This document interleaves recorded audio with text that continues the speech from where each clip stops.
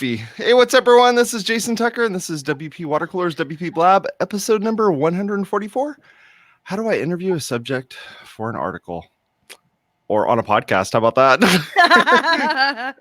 WPblab is made possible this week by our sponsors, ServerPress and Vendor Fuel.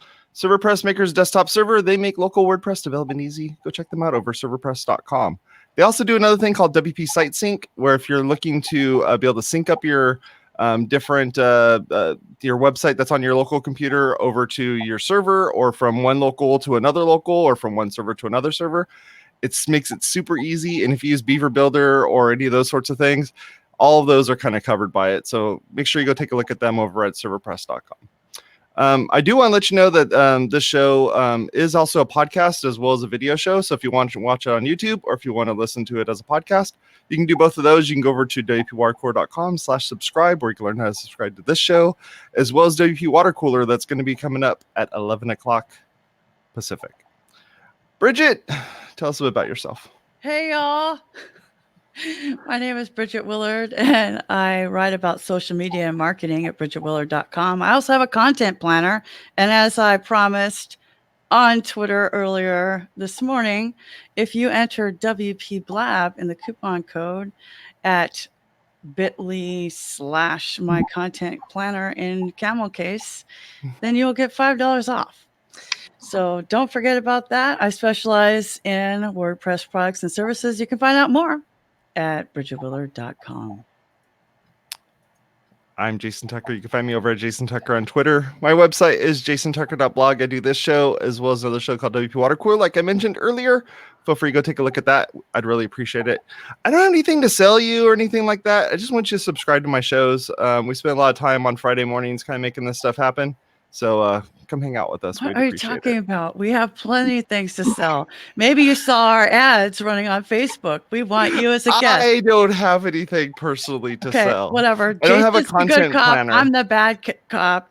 I'm trying to fill up spots for this show. If you want to be on this show or on WP Watercooler, then we're just waiting for you to sign up. So go to WPwatercooler.com/join us with no punctuation, just WPwatercooler.com/join us. Tell us what you want us to do. Don't pitch your CEO. We don't want you to pitch your CEO. We want you to want to be on the show.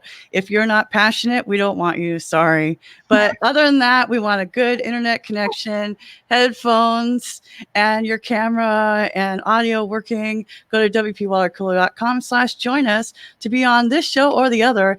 And you know, WP Watercooler is one of the most elite yet inclusive podcasts in the WordPress space. We have no Slack channel. We have no membership. And we're also on iHeartRadio, which I found out yesterday when I was listening to ESPN Radio, the Will Kane Show. Awesome. So we've definitely introed the heck out of us. Let's intro Allison. Allison, tell us about yourself. My name is Allison Smith, and I'm a copywriter, content marketer.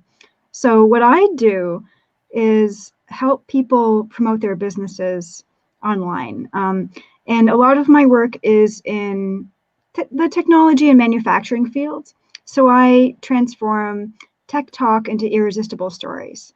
Ooh, tech talk into irresistible stories. Great tagline. Yes. That's cool. Yeah, I love that. So interviewing people, like, here's the basic question, like, why would I want other people to be on my website? Can you kind of like tell people what the marketing reason would be for that, Allison? Yes. So having other people on your website and doing interviews and kind of connecting with people is a really great way to build community and relationships, because everybody likes to feel that what they're doing is interesting and important, and everybody loves getting the spotlight for a little bit. Not everybody, but if you can make them comfortable about being interviewed in their area of expertise, that actually shows off your skills as well. So if you can find people in kind of adjacent space is not, your competition, but like people who are adjacent to you in your industry, and interview them. That will bring traffic to your website. And I don't want to say the boys to your yard, but like it will bring. Don't say the boys. The non-gender specific school children may or may not come if they are willing and compliant. So we all want more traffic for our sites, right? So the way to do that is to build partnerships and connection with, who it makes sense to build those partnerships with. So if you're if you're a blogger, or if you're a technology blogger, maybe you want to interview somebody who's putting on an event, or maybe you want to interview a WordPress organizer, or somebody in the WordPress space that's in your area of interest. And just like the connections that get made there, because you're not trying to hard sell anyone. You're not trying to hard sell the person you're interviewing. You're not trying to hard sell your listeners or your readers. You're trying to genuinely bring them information they'll find valuable. Right. So like one of the things Jason Tucker hates about LinkedIn is all the spammy DMs you get when you connect with people. Gosh. Right. And it's like spam for days. And I'm like one of those, I guess they're called Lions, LinkedIn open connectors, or open networkers, to make LION work. But it's like the military. They come up with the acronym first, and then they try to stuff it. Right. So like to me, is as long as they're in space and they don't look like they're selling porn, only because I don't work in that industry. Right. And I used to say that, as long as they're not porn, but some people work in that industry, so do your thing, chicken wing, right? But like that, so how do you connect with somebody without coming across as a cold call? So I think what you could do is kind of the same idea you might have as finding guests for a podcast. You try to just be interested in your field and in your industry, and saying like, what's new in my industry right now? What are some hot trends, and what are who are the movers and shakers in my industry? And then and then visit their social media, visit their LinkedIn page, and say, this is what they're a subject matter expertise on, and this is what they might feel comfortable talking about. And just, comment on what they share, and be interested, and maybe message them and say, hey, I noticed you write a lot about marketing, or I noticed you write a lot about, I interviewed someone from one of my local colleges about the Internet of Things, because he had just taken this position, and wow, the industrial Internet of Things. Okay, that's really interesting to me. So I interviewed him, and kind of about the future of the city and how the college played a role in that, and then posted an article on LinkedIn, and it got probably a couple hundred views. Oh. And people commented on it, and what that did was, that college is happy because they're that conversation is open to them, and they get promotion and possible connections out of that. I'm happy because that's a great way to show off my writing skills in that field, and anybody who reads that is happy because it's a real. I didn't want to say it's a real deep dive, but it's it's interesting. It's a hook, right? Sure. So then they can connect with that person and say, hey, I saw you in this article. It's a springboard, right? Oh, totally. I mean, when you said you would be on the show, that's the article I literally thought of. And I'm like, we have to get Allison talking about how to interview people, because I see that you're doing this all the time, interviewing people in your local community. Yeah. And so and the Internet of Things is a totally relevant topic when, it's, hey, Alexa, hey, Siri all the time, right? And now people get notifications from their microwaves that things are done. And I'm like, I didn't know it took that long to cook things in microwaves, that you need your phone. Right. But no, my dentist tried to, the hygienist at my dentist's tried to sell me a toothbrush with a Bluetooth that connects to an app that judges me A through F on how well I'm brushing my teeth. And she goes, wouldn't that be cool? And I said, no, it would not. I do not need one more thing judging me in my life. Right. Right. It's a little stress happening. Like the web development industry is very, like, we don't like the idea, the web developers themselves don't like the idea of getting paid in exposure. Like, getting paid in exposure is not, it's a waste of time, they feel. But when you're building somebody a website, now spending a half an hour on a podcast, or spending 25 minutes replying to an email that's prepared, that has all the questions ready to go, and you just need to type in some answers to kind of get that, get that flow going. That's I think that's a good way of getting paid in exposure. I mean, that's probably the only way that a web developer or a designer should be like, I'm fine with getting paid with exposure in this, which, kind of shows you that, you can't say that just, as a blanket statement. You really need to say, okay, well, I do need to get out there. People do need to know who I am. And when you do an interview, especially if you're doing a really good interview with someone who has a lot of reach, you're going to end up, people are going to know who you are, and they're going to want to know more about your story other than just, I write code, because it's not just all about writing code. It's about other things too. Or what kind of code you write. Like, and why do you write it? Like, the storytelling aspect is huge. So to have something to tell a story about, you want to focus on other people and your industry as a whole. What's happening right now beyond your business. So how do you go beyond, like, the Barbara Walters? Maybe that's not a good example, but like now I'm showing that I'm almost 47. But like, how do you go beyond the soft interview with Barbara Walters, and saying like, oh, la la la, all the fluffy fluff. How do you dig deep? How do you get that real grit? Do you have any techniques for getting beyond the surface of whatever they're talking about, stuff you could just read on their own website?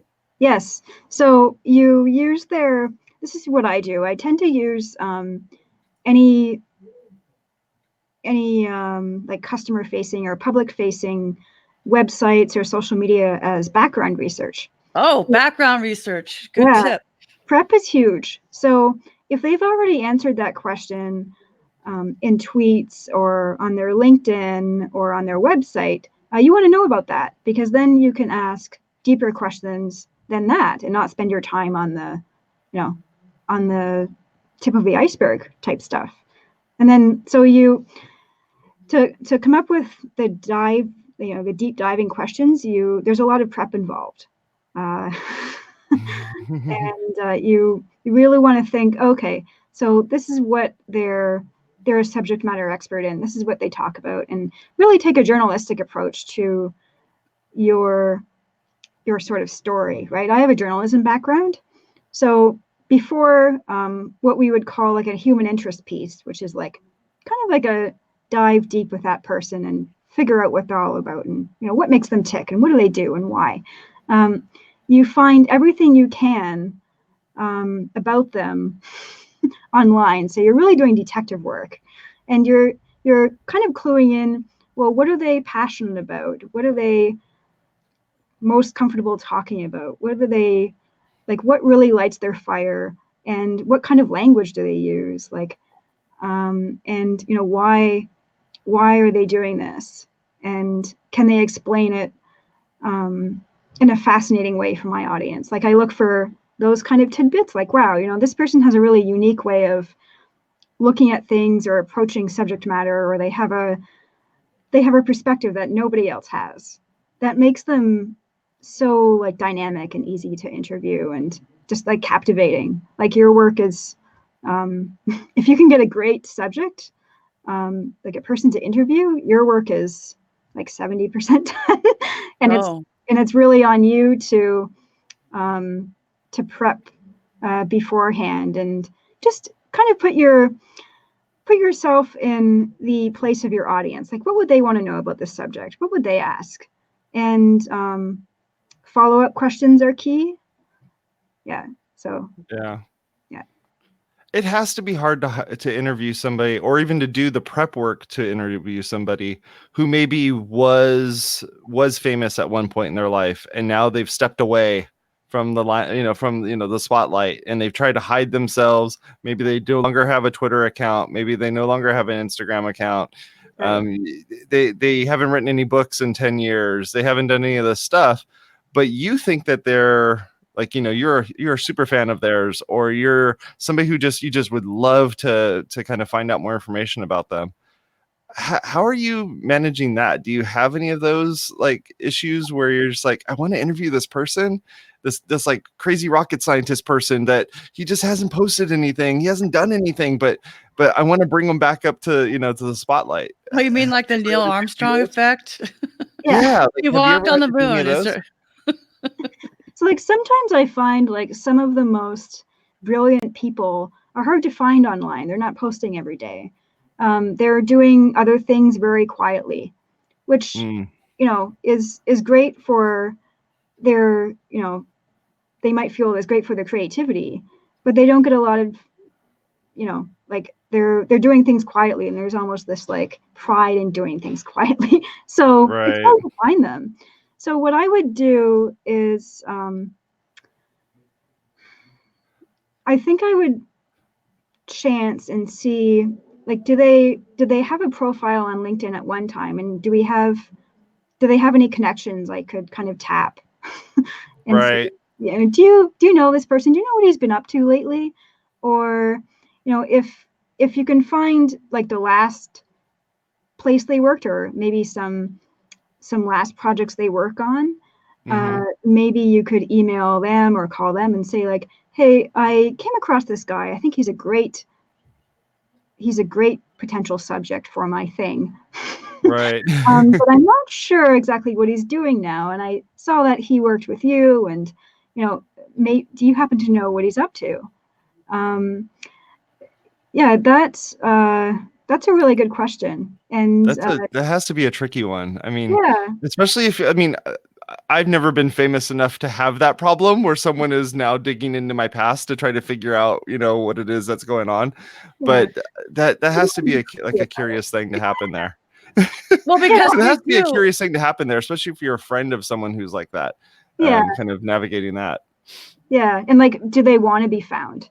Right. Like, right. Would they be, and kind of feel those connections out? Like, do you think they'd be open to this?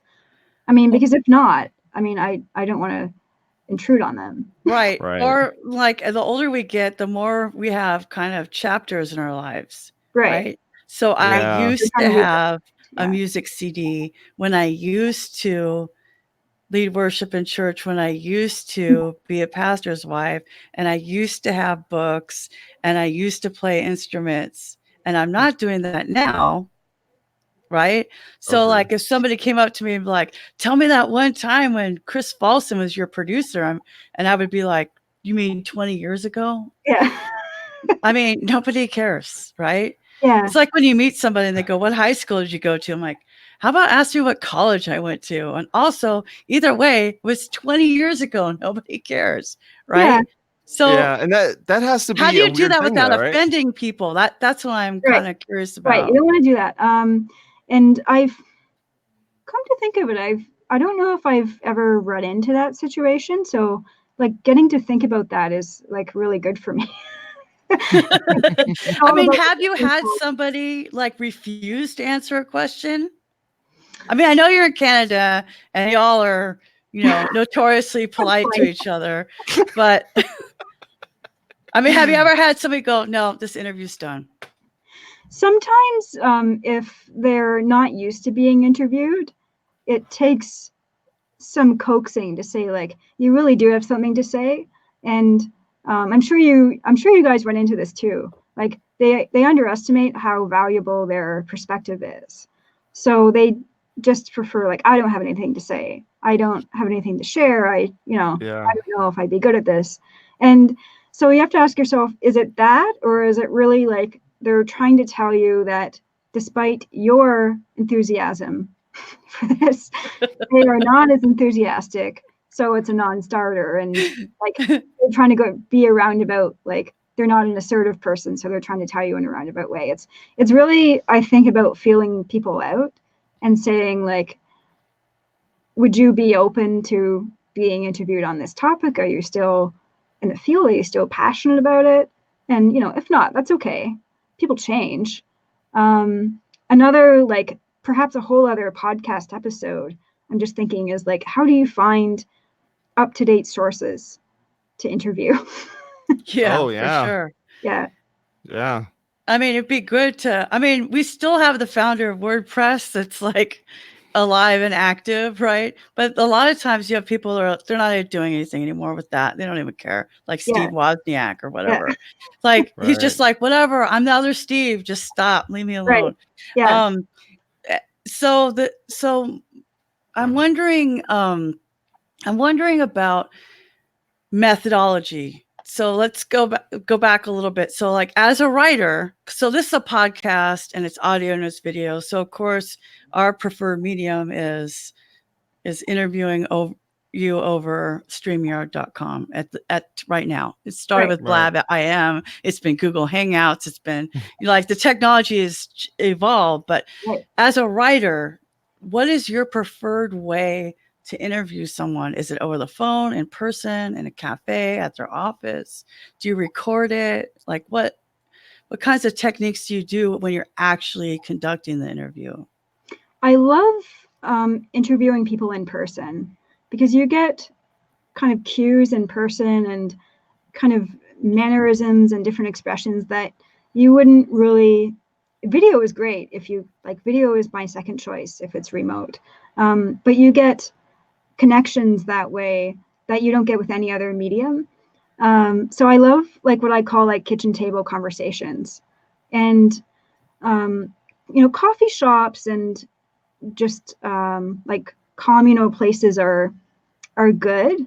But if you can arrange something where you visit them at their office or their home or like a place that they're familiar with, that does a couple things for them. It places them in a place where they're confident, right? They're mentally like ready and prepared, and okay, there's an anchor that's familiar to them while they're being interviewed.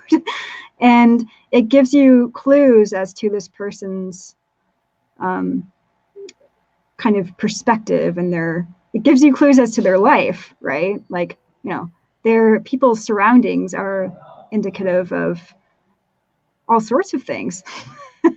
And you can really glean a lot from, what's going on in the background there. Are they in their house? Do they have maybe a pet or, kids around? Are they in their office? What's important to them in their life? You can really tell that from what's around them. And then those are conversation pieces sometimes. Yeah. Like, why do you have your Little League trophy still? Yeah. Did you want to be a baseball player? And what did you do when you found out that was no longer an option? Yeah. Clearly, you're still holding on to this. Yeah. So both background research and like thinking on your feet when you arrive is really important. You're always taking in information. So like the interview could start with a few critical questions that you have, and it could go, anywhere. And you just keep asking questions because you're curious and you're on. Yeah. It's like the press junket method when you go to interview with someone at one of these press junkets, and the thing you're not supposed to talk about is that movie poster that's behind them. You're going to talk about their kids and talk about their favorite animal growing up and what kind of music they're listening to. And you're like, dude, it says Spider-Man right there. Like, why can't I ask you about Spider-Man? That reminds me of the SNL skit with Chris Farley where he would interview people and he'd go, remember that one scene where you were on the boat and you were saying shrimp, this kind of shrimp, Cajun shrimp, and the guy would go, yeah, he goes, that was funny. Yeah. And then go to the next thing, he goes, that was cool. And Yeah. there's not even asking any questions. Right. Like, that's the worst kind of, like, that would be a good example of how not to interview somebody. But it made us laugh, right? Because a lot of times that's what we're thinking. We're thinking of something, a touch point, but like, making those questions. So, Simon Sinek talks a lot about the why, and the why is the driver of a story. Right. So, can you tell us some of your tips for how not to interview somebody? How not to interview? I guess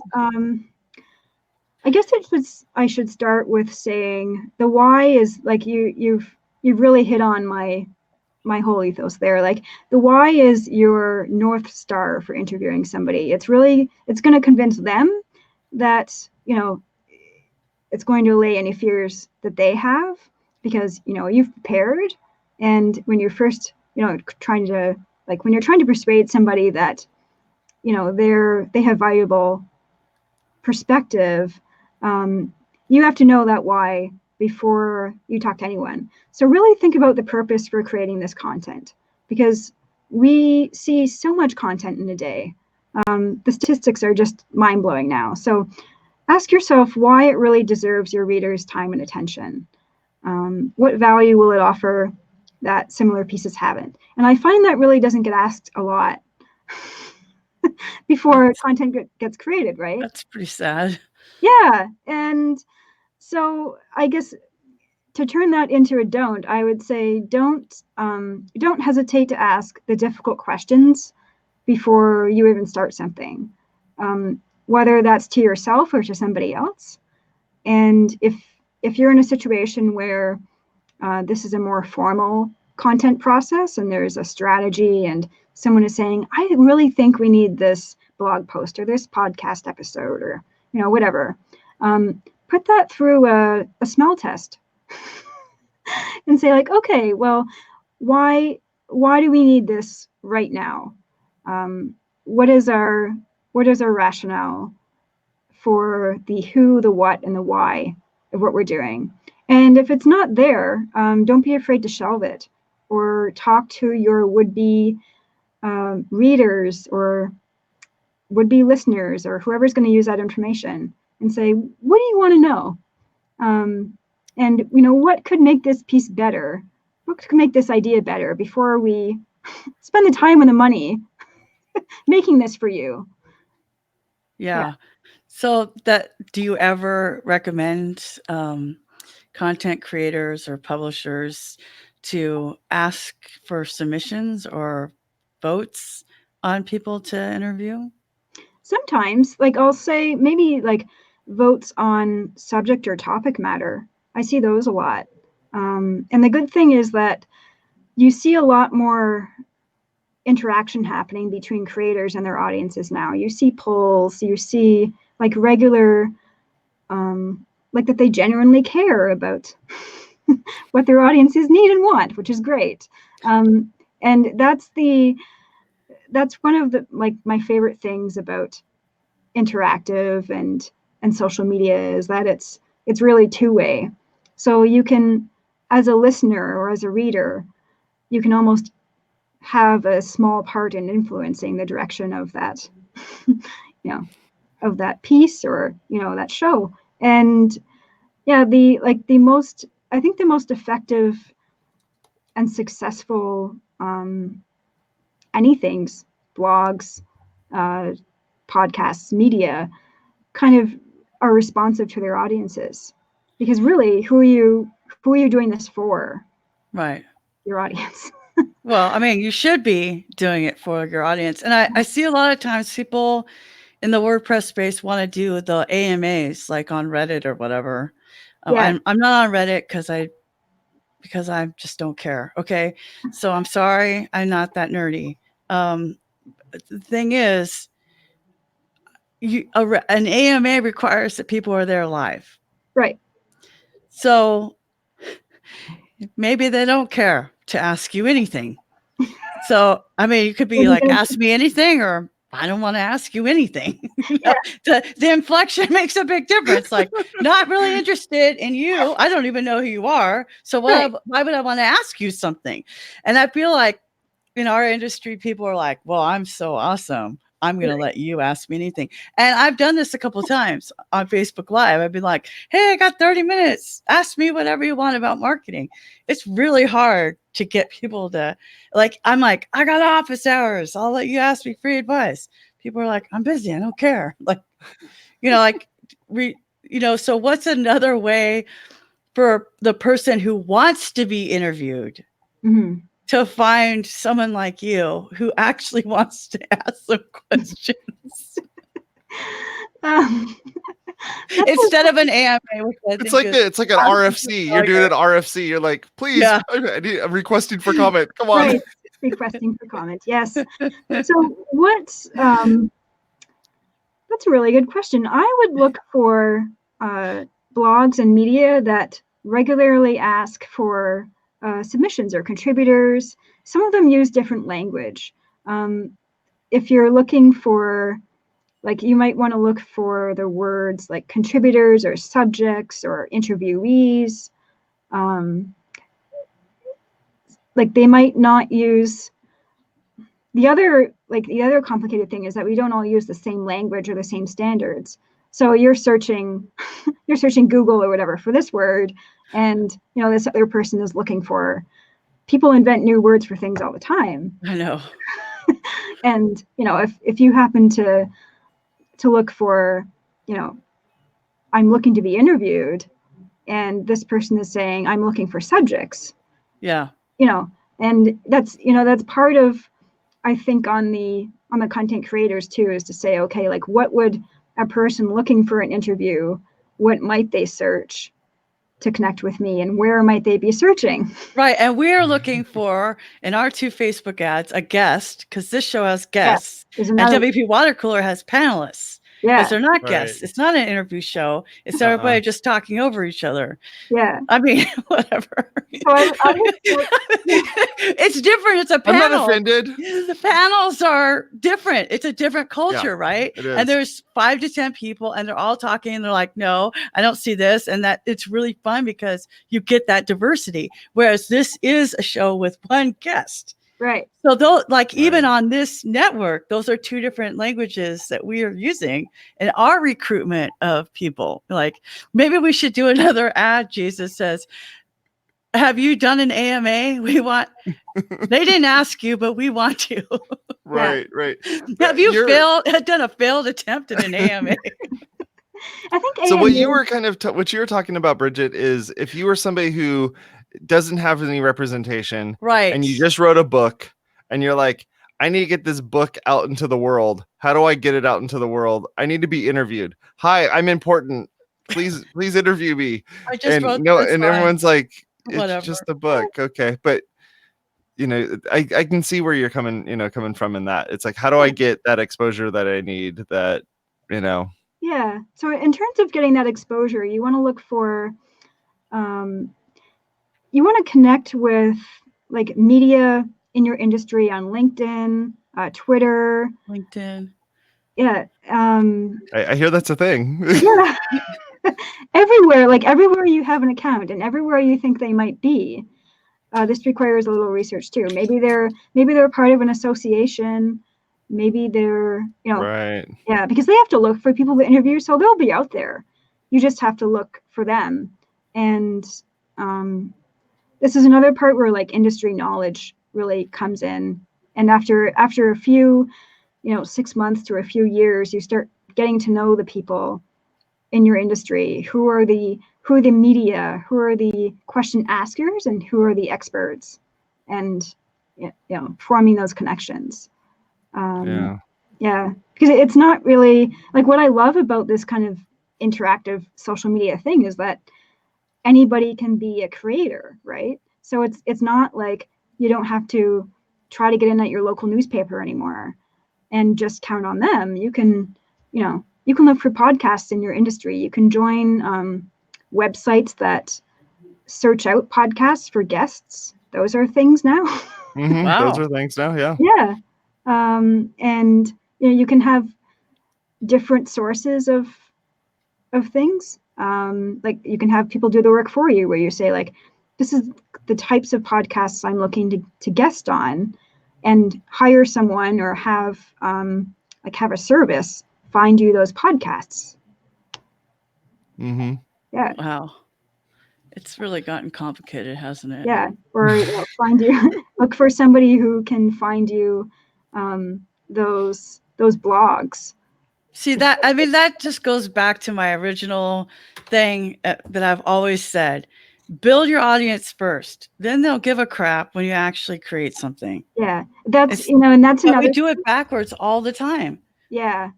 Is that like you really want to have somewhere, some online home, LinkedIn, Twitter, where your audience can go out to find more about you. So you want to be creating your own content, and then connect naturally with people through that too, because people will ask questions about, hey, like I saw that you wrote this.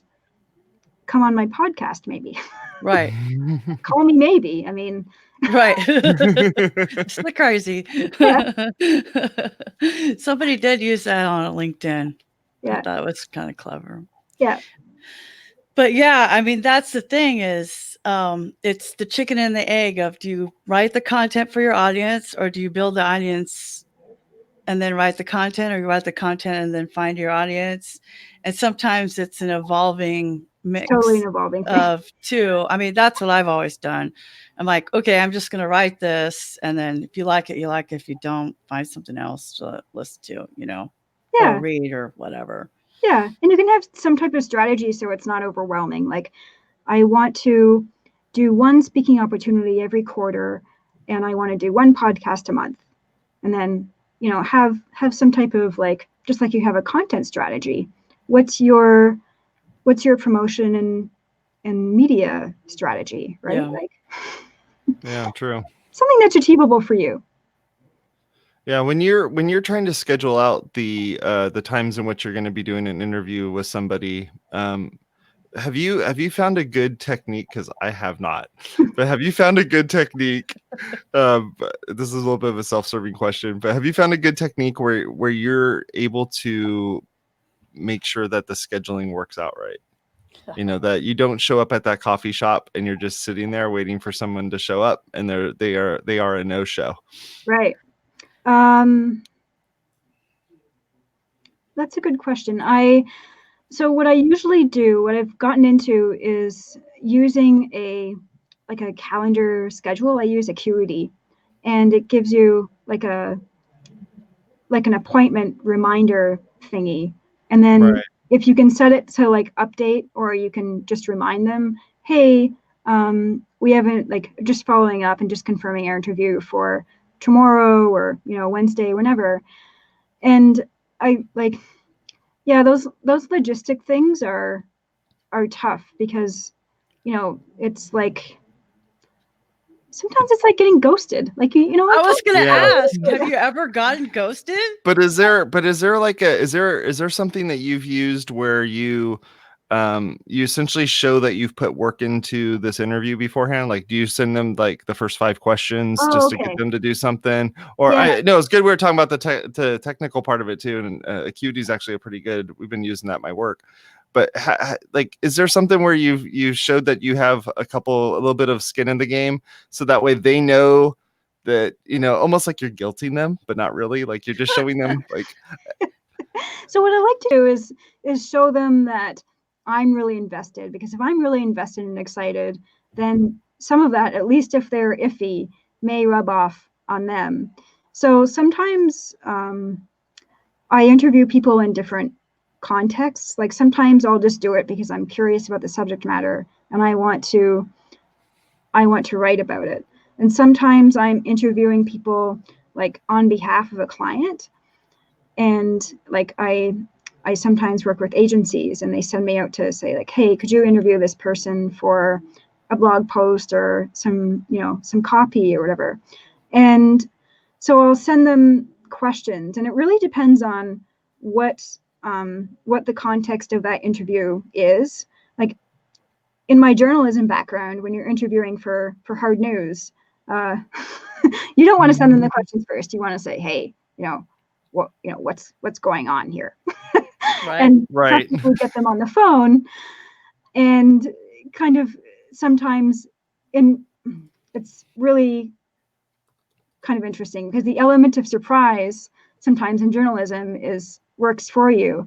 But in the more content marketing perspective, where you're building relationships and it's more a business, the element of surprise doesn't often work for people. You want to take away their surprises there. So I tend to send them questions beforehand. So these are like, okay, these are my 5 critical questions that I came up with tonight. And we might dive deeper depending on your answers, but I thought I'd give you a heads up on where I was going with this. And they really appreciate that because it gives them time to sit and think, like, before I put them on the spot and before I'm sitting there with my notebook or my laptop and they're saying, they're trying to come up with things like on the fly. I find it gets you like more thought-provoking and thoughtful answers when they've had a chance to think about their responses and be confident in their replies. So definitely sending questions beforehand. If it's situation appropriate, I recommend. That's cool. Yeah, I was looking into like what techniques other people are using to kind of show them. It's like I woke up at 9 o'clock or before 9 o'clock this morning. I got my stuff all set up. I got everything going. How do we, it's like, I want to show you that I actually spent some time and energy to show up at that coffee shop, or that I wrote, I wrote 40 questions and I am only going to ask you 10 of them. And here's the first 5, it's like, it's like that sort of thing. So, and, when you're doing all your homework and all of that to kind of figure out who this person is and what makes them tick and what things are both interesting to you, so that way you can get the interview to continue, but also those questions that the fans of theirs are going to want to know about. And so you kind of have to do that balance between them. Can you share with me like a way in which you normally do a segue between one question to another, or a question that you ask before the actual question that you're wanting to ask, like that build up to get to that point? What's your technique for that?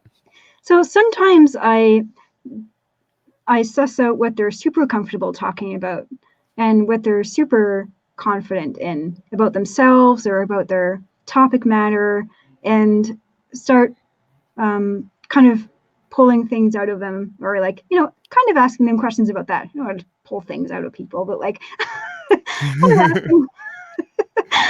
asking questions about those. And as they get more confident, I find like asking them deeper questions and like further questions, and sometimes in response to what they say is a good way to do it.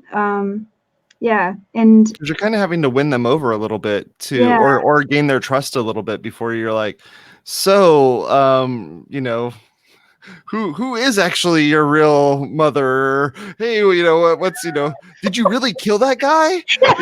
Why did you really sell your WordPress agency?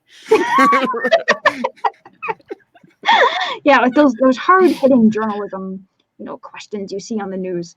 Right.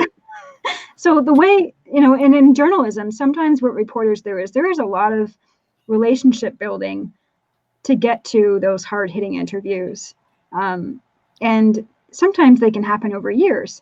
And sometimes that's true for content marketing too. Like if you end up meeting each other in different contexts and in different places, they might gradually get more comfortable with you. And as for like kind of provoking, more answers out of them from the start of the interview, some of it's about body language, like saying that you're interested in more than the questions that you want to obviously ask. You're interested in the person, right? So interviewing is sometimes, I find, depending on the subject and the person, really interactive. It's really a conversation. So there are so many different types of interviews. Yeah, I mean, I was going to ask you about body language. I know we're getting close to our tool or tip, but because like at my psychiatrist, she's just going like this the whole time. Yeah. She's looking at me, but she's typing, and it makes me feel very uncomfortable was like, I'm just taking notes as I do it, makes me feel more like less like you're More writing everything I'm saying. Yeah. And Right. that's like a thing with my doctor, with my health insurance, which is just a giant doctor's office. And my primary is the same way. He doesn't even look at me. He's just like, okay, Right. so when did you do this? And when did you do that? Yeah. When did you Oh, do my this? doctors do that So too.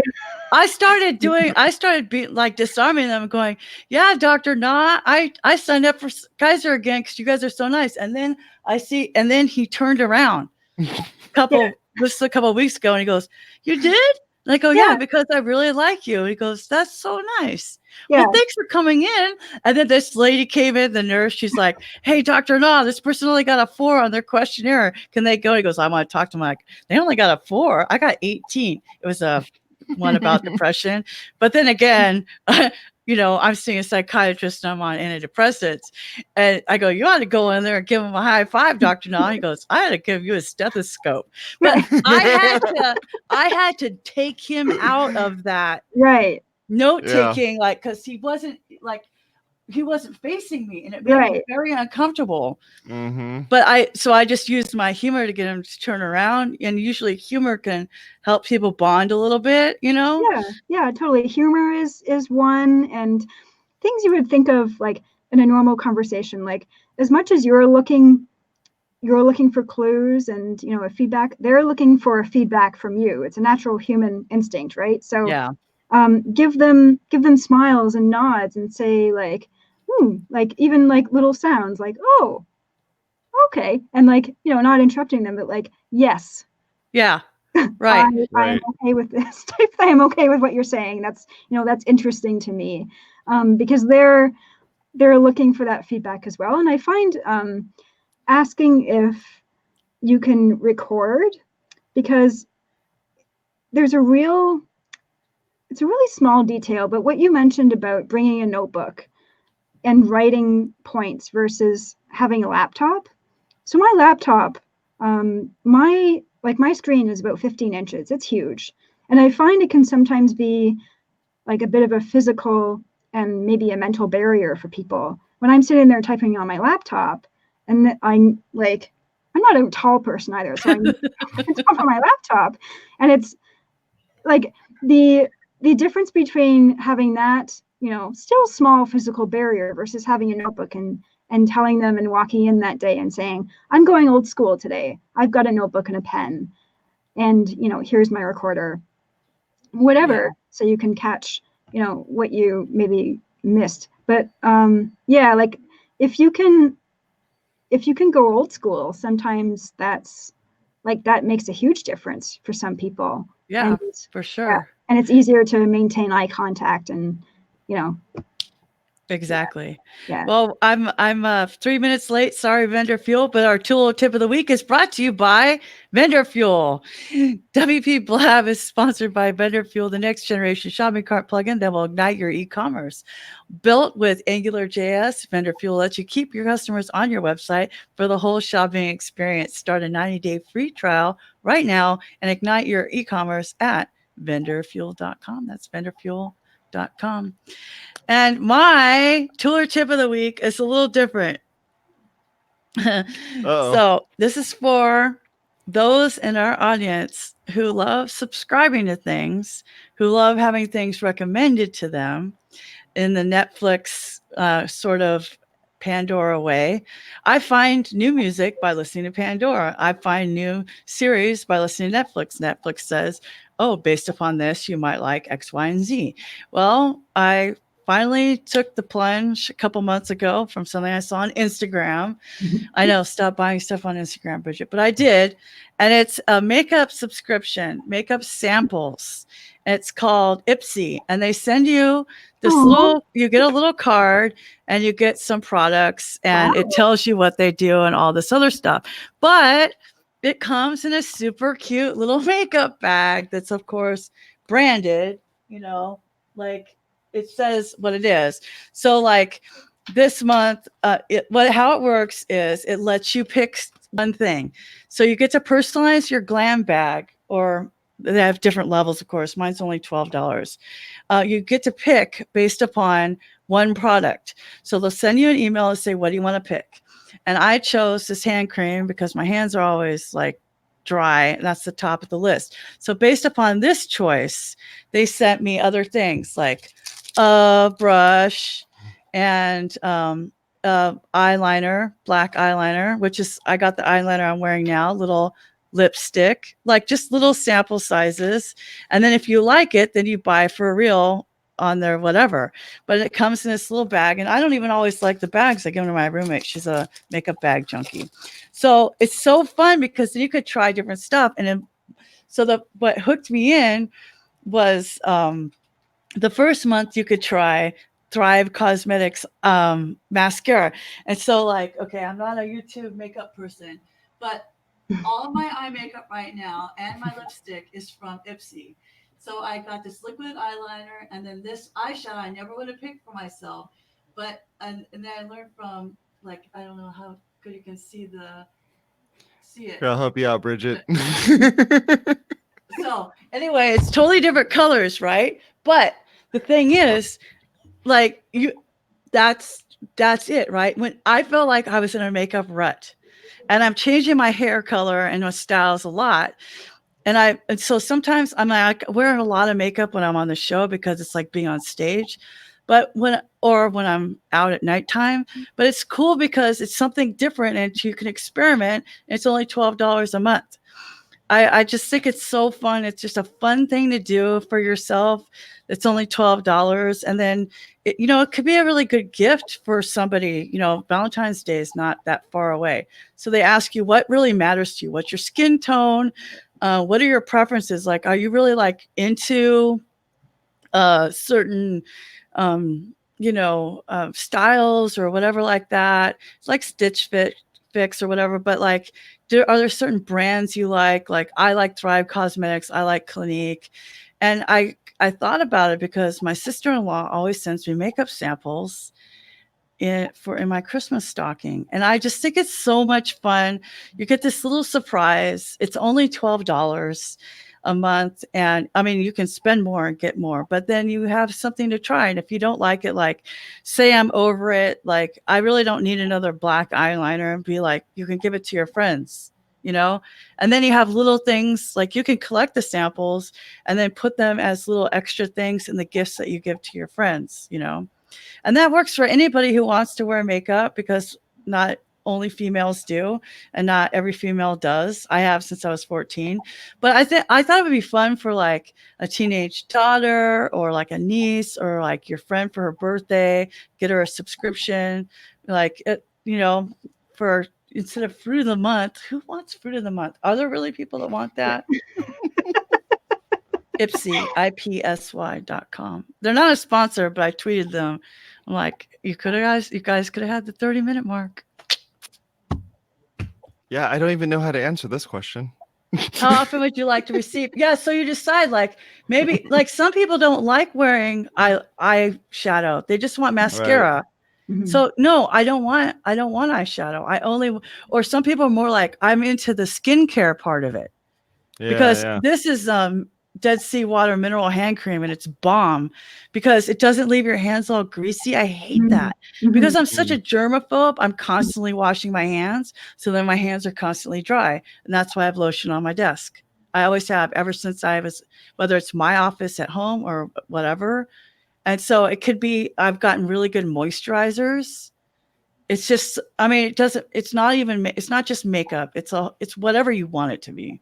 Right. And I thought, you know what? I haven't talked about a physical thing in a long time. So that's my tool tip of the week. Nice. How about you, Allison? What do you got?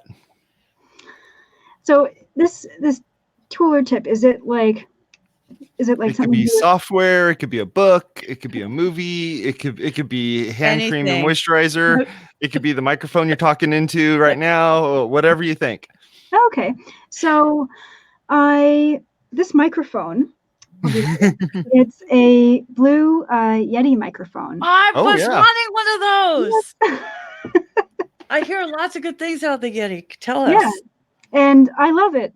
I use it for all my calls and podcasts now, and I don't even have like a pop filter yet.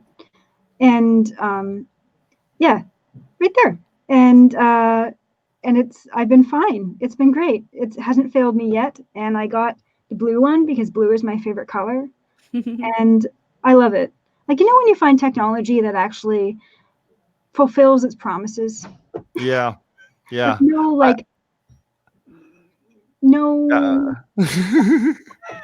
this is that. Yeah. I really like this microphone because of the simple fact that you can use it for just yourself, or you can do it in an interview setting, which is what this one right here on the bottom is. Right. So you can put it between the two of you and then get a recording from both sides. So yeah, it's a really nice microphone. So how long does the battery last? Do you have to charge it a lot, or what's that situation, Allison? Well, I plug it in my computer. Oh, okay. Yeah. Yep, USB. So, like, I'm kind of That's even better. Introvert. So, like, I plug it in and I'm ready to go. So I don't have to remember to charge it. I don't have to, it's plug and play, which I love. It's versatile. It's big, and like, if you have to carry it, I put it in my backpack, but I love it. I cart it off to like my co-working space or wherever, upstairs, downstairs. It's great. And like for like a huge, like, I like to write about technology, but I don't like to fool around with it. That's a lot of us, Allison. Yeah, I like to know that things are going to work when I need them, so I can get my work done. Yes. And this is that too. Like, it's dependable and reliable, and I don't like to feel like, okay, I have to figure out how this thing works. So you just read directions, and it actually does what it says, and yeah. Well, you're gonna like my tour tip of the week then, and this may help you out if you forget that microphone. So my tour tip of the week is an app that I've been using for quite a while now, which is called Just Press Record. Ooh. And no joke, it works on your Apple Watch if you're an Apple person, and it also works on your computer. And what it does is you just load it up and it starts recording. Like, that's it. It does just press record. It also, when you're using the Apple Watch, it will record it, and then it will sync it to your iCloud account. So that way, when you load it up on your phone, you're able to look at it as well.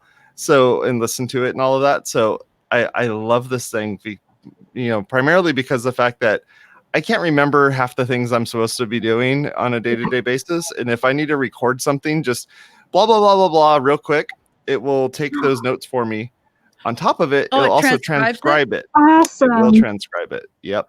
Wait, stop. How long of the recordings could it be? Is there a limit to I don't believe there's any length. That would be so good in a college class. I'm like jealous of college kids right now. I need this. Yeah. Could you imagine how unobtrusive? You have your Apple Watch on, you're interviewing somebody, you got your notebook. Yep. And you're recording. Yeah. Yep. Without being you still have to ask permission, I think. But yeah, like when I was in college, like you had like digital recorders. So like they were small enough, but like you still were juggling a digital recorder, a pen, a notebook. Yeah. We had the tapes, Allison. I'm a little bit older than you. And it was a But I'll think of something and I'll go boop and then just say it real quick into my phone and then watch and I'm done. That's it. Nothing extra. It just does it. Yeah. Does it work with Siri? Can you go, hey Siri, just record? I remember there being something like that to do it. Sweet. But I don't know you have remember to train how her to trigger it. Yeah, I haven't played with that yet, but I know that they have something like that in there. I also know that if you're someone who uses the accessibility features on your phone, it also has accessibility features tied into it as well. So if you're wanting to use, they call it VoiceOver. VoiceOver will actually, take that and you can say, hey, I want you to start recording, and it'll start recording for you. And lastly, you can also take that and use the share sheet on it to share it out to whatever it is you want to share it to. So yeah, it's awesome. I really like it. Oh my God, that almost makes me want an Apple Watch.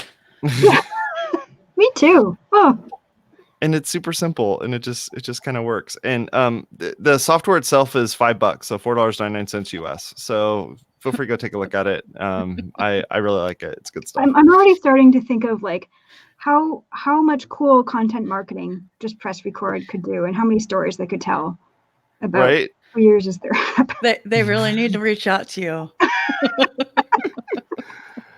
Well, folks, that's about it. I want to say thank you very much for hanging out with us, Allison. I really appreciate it. I could talk to you for hours on how to do some interviews and be able to do better interview techniques, because I was super engaged, and I thank you very much for hanging out with us. I really appreciate it. Can you tell us people where they can find you, or where they can find you in order to be able to get you to interview them? Yes. Right now you can find me on LinkedIn at Allison Smith, and on Twitter at aesmithcontent.com, and on Instagram at aesmithcontent. And my website is a work in progress. I will be at aesmithcontent.com. We know some people, so if you need some help with that. Or you can email me at allison@aesmithcontent.com. Awesome. Well, thank you very much. We really appreciate it. Go over to our website at WPwatercooler.com/subscribe, where you can subscribe to this content and all the other content we got going on over there. Lastly, we are recording in 1 hour for WP Water Cooler. So if you want to come and take a look at that, you can go over to our website and watch that as well. Talk to y'all later. You have a good one. Bye-bye. Bye.